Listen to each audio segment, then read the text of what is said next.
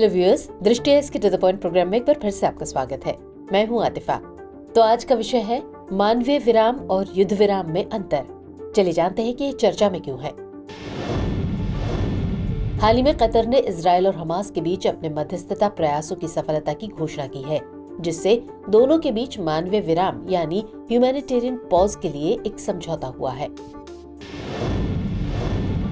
चलिए अब बात करते हैं मानवीय विराम के बारे में।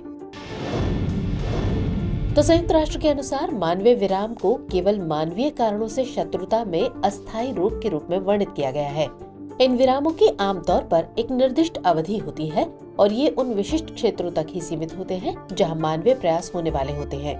हालांकि आमतौर पर अवधि और भौगोलिक दायरे को रेखांकित किया जाता है, लेकिन ऐसे विरामों को लागू करने के लिए कोई सार्वभौमिक मानकीकृत तरीका नहीं है। चलिए बात करते हैं कि क्या होता है युद्ध विराम। तो युद्ध विराम असल में एक राजनीतिक प्रक्रिया है।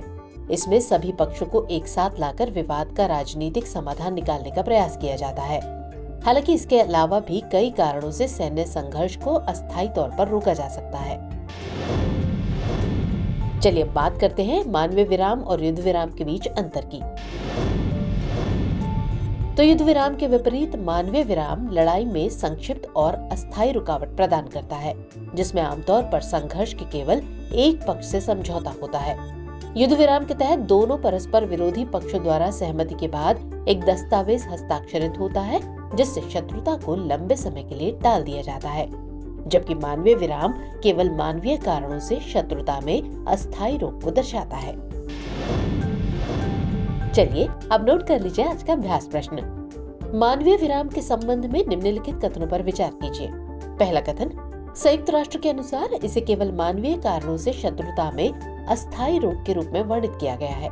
और दूसरा कथन, ये लड़ाई में संक्षिप्त और अस्थायी ठहराव प्रदान करता है। आपको बताना है कि इनमें से कौन से कथन सही है। ऑप्शन है ए केवल एक, बी केवल दो, सी एक और दो दोनों, या फिर डी ना तो एक और ना ही दो। तो सवाल का जवाब कमेंट सेक्शन में जरूर दीजिएगा। साथ ही बताइए कि हमारा ये कार्यक्रम आपको कैसा लगता है।